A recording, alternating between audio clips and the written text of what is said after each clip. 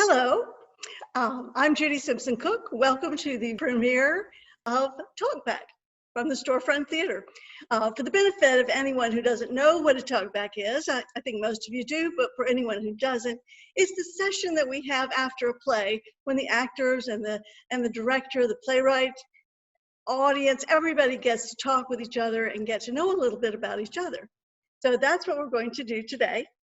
And my special guest today is Sharrin Edwards. You will remember her from many Storefront shows. And if you've never seen her on stage, but you know her, you'll remember her anyway. So now we'll begin a conversation with Sharrin Edwards. Hello, Sharrin. Hi, Judy. It's good to see you. It's good to see everybody out there. I miss hugging people. Judy and I were just talking about that earlier. I'll be so glad when this is done. You know, I know it's a new normal, but my normal is hugging people and, you know, seeing folks face to face. And We are that's what's so theater people, we wonderful. have to hug.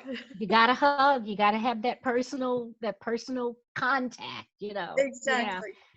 Well, I'm But going to it's ask great you to be here. some personal stuff and some theater stuff, and we'll just explore the deep darkness of your past together. Uh, Now, I know Yeah. that you were raised in New York State. Is that correct? Right, New York City, born and raised in Harlem, got the acting bug, you know, got my theater training in New York. And that was all she wrote. And I worked constantly in New York, soap operas and commercials and movies, and it was a wonderful thing. So when I moved to Charlotte, that was a different thing. You know, it was that, do I deal with a good quality of life, or do I continue with the hustle bustle working in New York? Well, I dealt with the quality of life aspect of it. And it was a wonderful, wonderful move. I got connected with JTA and Judy, and that's what we go back a whole lot of years, don't we? We do indeed. A Well, lot of years. you brought up two things that I wanted to ask, and one Mhm. was, when can you say when that bug first bit you? What it was in your young Ooh. life that made you think, oh, I want to be a performer? Yes, I had an uncle. His name was Maxwell Glanville, and he was in Golden Boy on Broadway. I was at the theater every single evening. I can't believe I was at that theater every night and backstage, and, you know, with Sammy Davis Jr. and Lola. It was wonderful. That was when the bug bit. That was when it hit me, and I said, this is what I want to do. And I got into an acting ensemble, you know, the Alfan Theatrical Ensemble, which happened to be in my church in Harlem. So it kind of went full circle for me. Done things with the public theater, you know, for colored girls, and it just kind of snowballed from there. And getting my union cards, that was exciting, you know. And that was pretty much it. So That was all she wrote. when you decided to go seek a different quality of life, what prompted you to choose Charlotte? My best friend worked for Royal Insurance, and we were having dinner one evening and talking about how expensive New York had gotten, you know, even though we were native New Yorkers. And she said, well, my company is transferring me down to Charlotte. Why don't you take a week or so and go down and see if you love it? Well, I loved it. I almost beat her down here. Found a place to live, found a job, went back to New York, packed up, and here I am. And it didn't take you guys very long to find me. I got with JTA maybe about a month after I got here, because I was resigned to put acting aside, you know, and do something else, because I didn't know what the industry in Charlotte was like at that time. And, you know, we're talking about 36 years. I've been down here that long. So I've seen quite a bit of change. And that was it. You guys had me in Wilmington before I even signed with you. So Oh, we're just that was a Johnny on good the spot sign. agent, weren't we? Yeah, that was, I'll go. Don't know where Wilmington is or how to get there, but I got there, and it was Well, wonderful. I happen to know that you no longer live in the city limits of Charlotte. You're still part of the greater community, but you're living in Rock Hill now. I am in Rock Hill and absolutely loving it. I brought my parents down about 5 years ago from New York. And going back to New York was an interesting experience because that was the year it wouldn't stop snowing. And I didn't think I'd get my parents out of New York. So got them out, and, they were very amenable to moving south. I think they were ready, and happened to be looking for, because we were renting in Charlotte, and decided, well, if we sell the property in New York, we would be able to get something that's suitable for everyone, because I'm not one to put my parents into assisted living. They're with me as we speak. You had the pleasure, Judy, I did. And They're lovely yeah, people. yeah.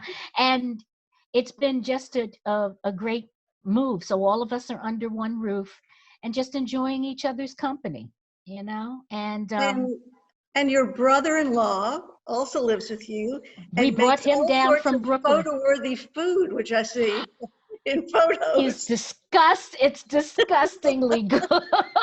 It is so good.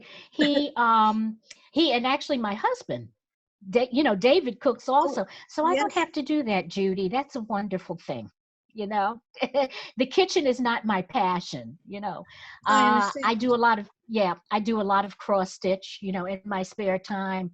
And this self-quarantining has been really, it's been a good thing because I've gotten quite a bit done. And I don't know if you can see behind me, I don't know what my walls are doing here, but in my sunroom, I call that my bee room. I do a lot of cross stitching of bees because I happen to have a passion for bees, Oh. and everything is hanging. So it's around and about. Well, I think people would like to know, I certainly would like to know, where this passion for bees came from. I have no idea. I love seeing them on the plants, just watching how they maneuver, and I'm able to get close enough to them where they don't say, okay, I'm going to sting you.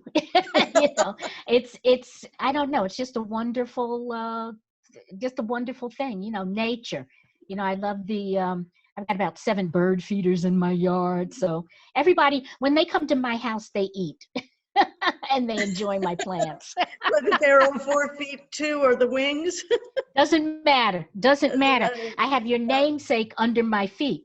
I don't Oh, know my if name's a anybody kitty. knows. Yes, yes. Yes. I have a cat that I adopted, and I named her Judy because she's so Judy.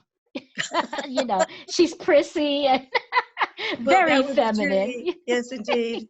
I had to share with someone yesterday that one of the hardest things about being in isolation is I have to do my own manicures. Ah, well, Mm. we freed up in South Carolina. Well, we I've freed had up my here too, but I'm just not ready to plunge back into that particular okay. activity just yet. Yeah, yeah. You want to play it safe, but I've been going to this place for years, and I saw what they do, before you even get in, and the Right. partitions. So I felt very comfortable. I Well, that's felt good. very That's comfortable. very good. Yeah, Yeah. yeah, yeah. It was the hair thing that made me crazy. Well, you can see that mine has changed a bit since last we Yours met. has grown. Yes, I It know. I has. know. It's mostly Yeah, hanging in yeah. my face. Well, let's see. I want Uh-huh. to know. Now you have another fuzzy child too. Yes, I do. I have Buffy. And I adopted Buffy back in February when I had to have my 23-year-old cat put down. Well, Yes. Buffy and Judy are not quite on the same page yet. They're isolated from each other. They're keeping that distance. And Buffy is, I think, is even more feminine and more prissy than Judy, if that could possibly be. Oh, how could that ever be? That's Oh, impossible to imagine. and Okay, let's she talk has about something yeah. really, really important. Okay. Now, All this right. is this is vital. We're going to talk acting. Oh, heck no. Uh, well, I really do hope we of course did the theatrical piece Triptych, and it's on Mm-hmm. the Storefront YouTube channel, TST Waxhaw, and Sharrin, you were in it, so were a lot of wonderful people, and it turned out really well. And so I want to continue to do things. That's part of what we're doing now is creating this talk back show so that people can get to know actors in another way other than just on the stage. And so we have an outlet, and also I want to do other things that you can do in the same style that we did Triptych. Mhm. So I'm looking forward to that. I'd rather be on stage live, but if you can't, you can't. And meeting the artistic need, I think, is pretty Mhm. important to us. Yeah. No, when I said I wanted to ask you about something really, really important, I was talking about your stitching life. Oh, my stitching life. When did you start stitching? Okay, this is wonderful because it ties in with acting. Oh, good. Yes. When I started doing movies in New York, it's hurry up and wait. So working on I can't remember what it was I was working on, either Superman. I go back that far, Superman, um, and you're in a hold area. So I had been introduced to cross stitching by my mother, and getting on being in a hold area on the bus, you want something to do. If you're not reading a script, or if you're not reading a book or what have you, I like working with my hands. So I would always have cross stitch on the bus with me, or in our holding area, wherever we were. So that was how I bided my time while waiting between takes rather. And I'm never without it. It goes to the grocery store with me. So that's how attached I am to it. But that's really what started me with the stitching bug.